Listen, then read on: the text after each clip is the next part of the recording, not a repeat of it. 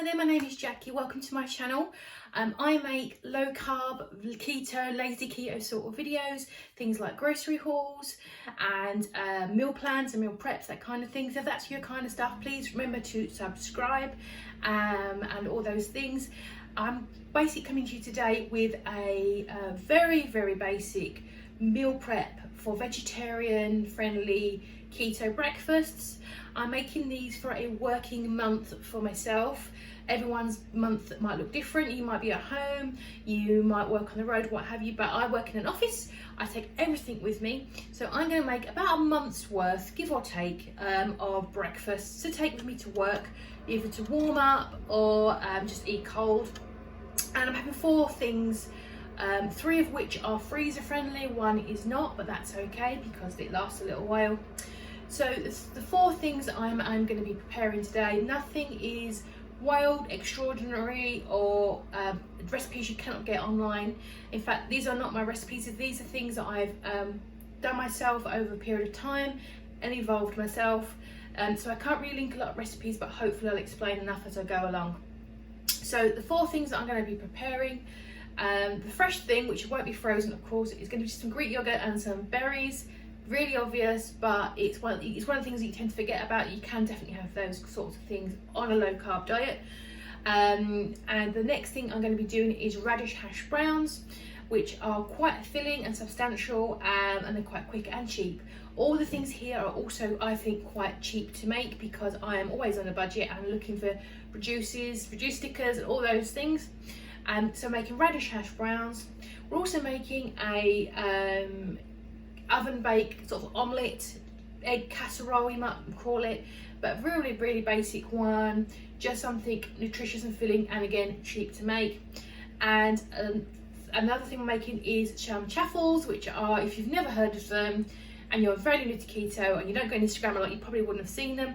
They're essentially keto friendly waffles you make in your waffle iron or your waffle maker, and I'm going to make into some chocolate waffles today.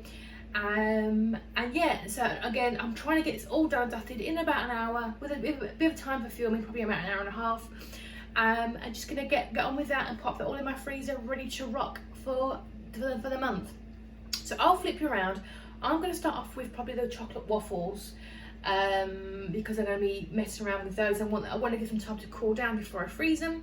So I'm gonna flip you around and show you some of my ingredients.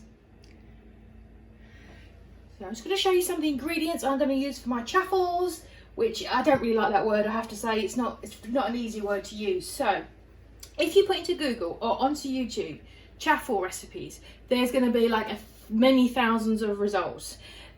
This is one I've just decided on for this time. It's going to be a sweet one because I'm making 2 savouries and 2 sweets as well again, so it can appeal to whatever I fancy.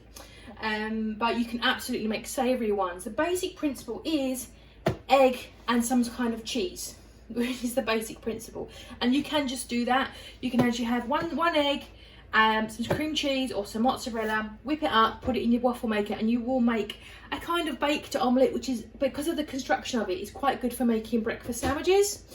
Obviously put seasonings in it, you know, garlic powder, onion powder, salt and pepper and all those things, or even herbs. But I decided to go with a sweet one today, but that would be a really good one. Also make a garlic bread version if you ever make like a bolognese or a chili con carne, a keto friendly one. You could actually put loads of garlic in there and make some nice garlic bread, cover it with butter at the end. It'd be delicious.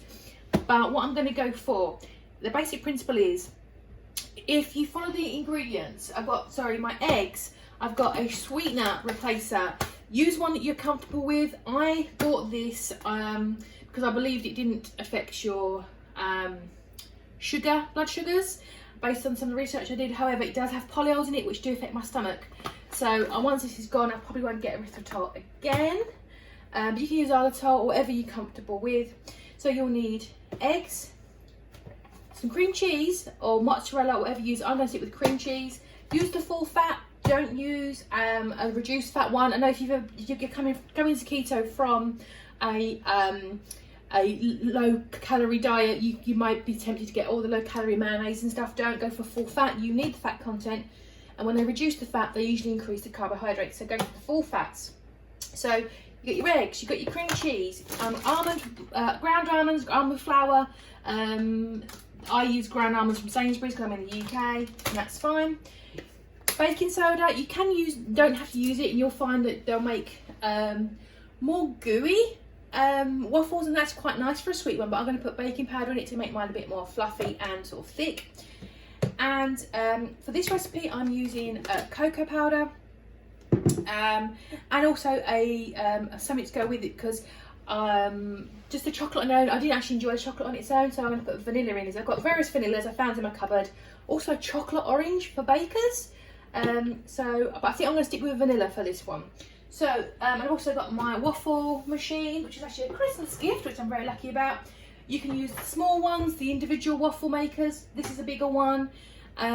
So the principle being, the recipe is, I've written it down, 1 egg, 2 tablespoons or 55 grams of the cream cheese, half a teaspoon of baking powder, 15 grams or 2 tablespoons of almond flour, now 1 teaspoon of cocoa powder. A lot of recipes I find online say 2. I think that's too chocolatey for me. I didn't enjoy it being overly chocolatey-fied, because this means a breakfast rather than a dessert.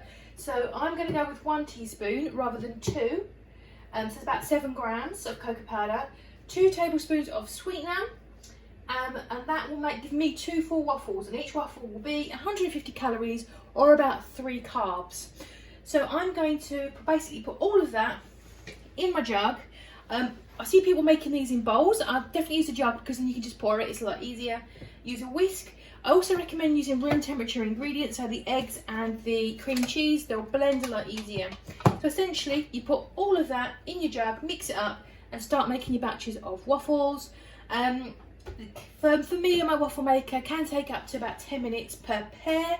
It kind of depends. So I'm going to get all those mixed up and get my waffle on, and just might start making batches. I'm actually going to make a jug's worth to make about 10 waffles using just that ingredient principle. So yeah, I'm going to crack on making my chaffles, and that's the first part of my meal prep. Just preheating my waffle iron. This is my new Christmas gift. I'm so happy. And I'm just going to put some butter on it while it warms up. This will really help. Plus it smells nice. But that's just a bit from I made some for breakfast. I'm not grubby, but no point washing it when you're making the same thing on it again. So it's going to help put some lube on it. And this is the batter. It was actually a little bit too thick, so it's still very thick though. So I just put a splash of almond milk in it. If you didn't want to use almond milk, you could use water. You could actually use coconut flour as well. If you are intolerant or allergic to almonds, you could use coconut flour, but it does tend to absorb the liquid a lot more. So just put something in there to counteract the coconut flour effect. So maybe some water, splash of water or something else, or coconut water, if that's what you're going for. So I'm just going to start my production line. I was going to let that heat up and wait for the ding and just start my little production line. So my first ones are done. They're a little bit thin. I think I've been a bit stingy on the old mixture, but they're going to let them cool down and they'll get a bit firmer. Second batch is in though. So I'm going to start carrying on with that. Now moving on to something that's I'm not reinventing the wheel here at all. You probably make this all the time and it's nothing new, but it might be just a really good reminder of having a breakfast bake. So what I'm going to have in here, I've got 6 eggs because I'm making 6 portions. So it's going to be 1 egg in there for each day. I've got a whole pepper and whole onion. You might want to measure these out because the carb content. This is for a whole pepper for me. A red one is about I think it works at 114 grams and about 120 grams for the onion. So I'm just going to chop this up in my little chopper, both these, and I'm just going to quickly fry those up just to give them a little bit of caramelization. You haven't got to, it's up to you. I'm also going to put into the blend a splash of cream, splash of almond milk, onion granules and some garlic granules, and also obviously loads of salt and pepper. I'm going to put it all into a silicone pan, cook it up, and with some cheese. I'm going to put about 100 grams of cheese all across the top so it gets a nice top.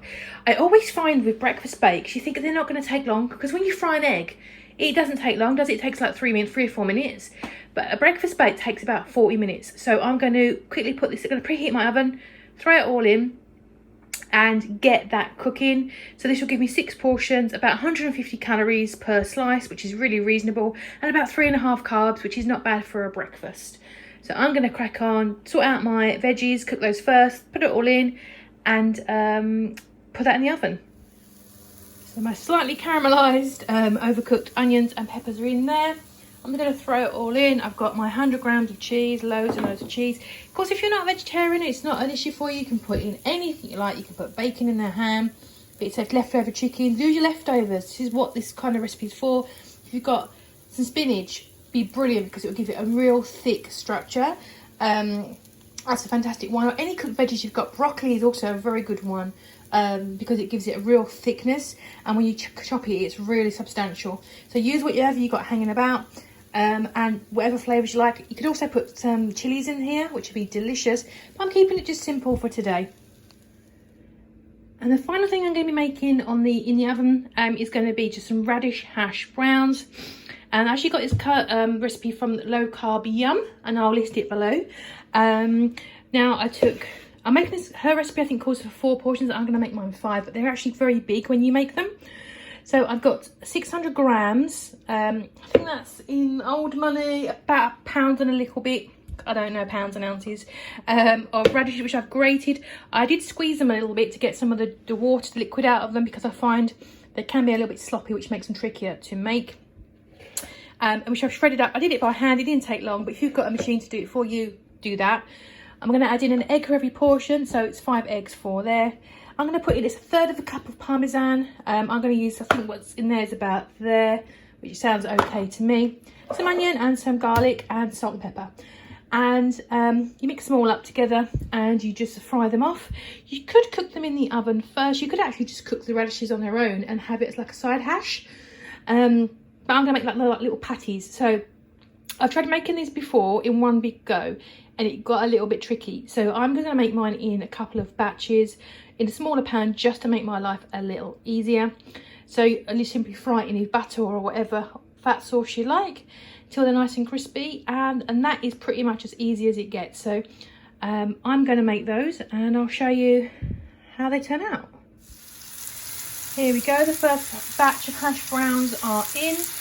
I'm just going to try to leave them alone, just push the egg mixture back into them.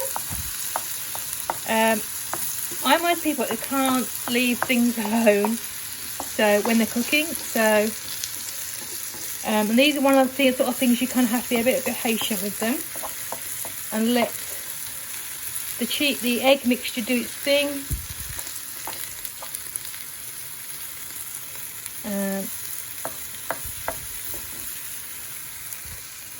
And just to cook on the bottom. And they are done. Don't panic, they're not burnt. They're supposed to be this way. It's like a nice crispiness because of the Parmesan cheese. They tend to brown very quickly. They're cooked in the middle. I've checked. I mean, you can see the size of them.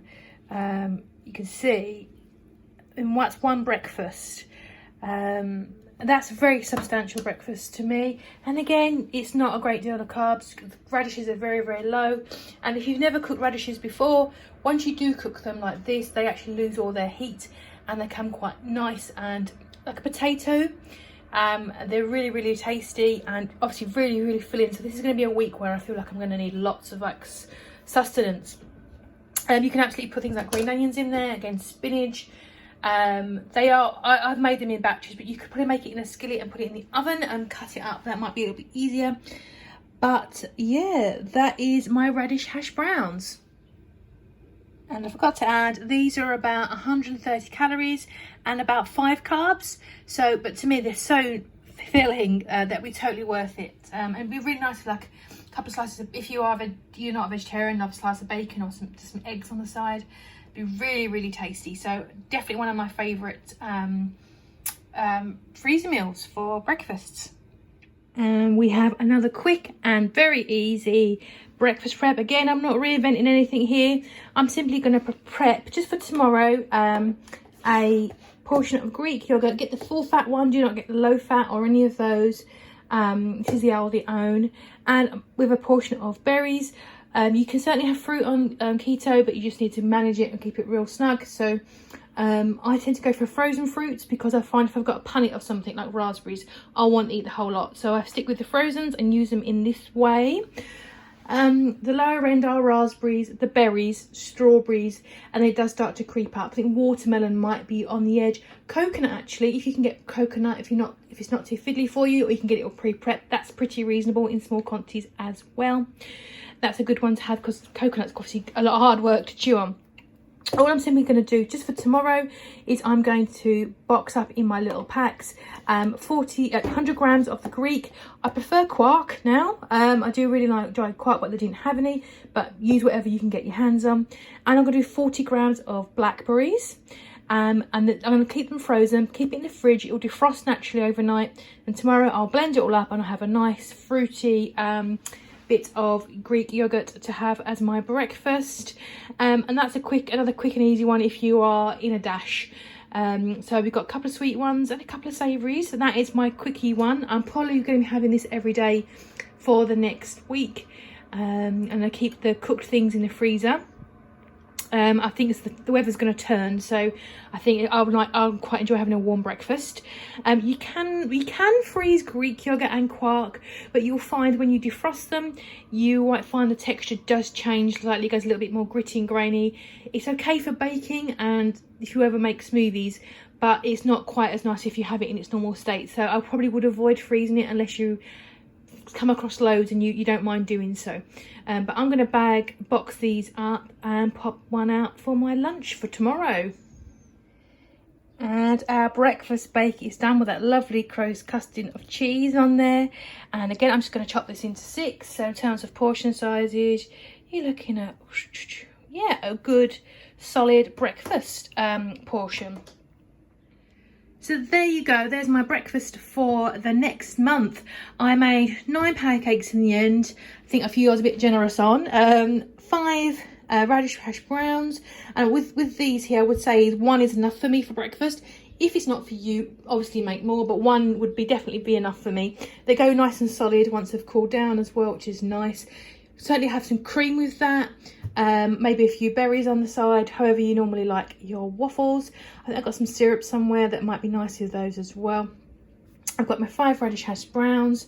Again, real nice. I would warm these up, I think, but they're nice, quite nice cold. They're really tasty. We've got that breakfast bake, and we just got that yogurt in there as well. So everything here is under 5 carbs per portion. I'd say about 5.5 tops, between 3.5 and 5.5 carbs, and sort of about less than sort of 300 calories for everything really. So if you are counting both, I think that's pretty good. I'm really happy how that's turned out, and I'm sorted for breakfast for the next 4 weeks. So that's, I think it's 24 I've got there. Yeah, 24 breakfasts. So a working month for me. I hope that's been helpful, and if it has, please comment below what you want to give a try to, and let me know how yours turns out. Don't forget to like and subscribe, and I'll see you really soon for the next one.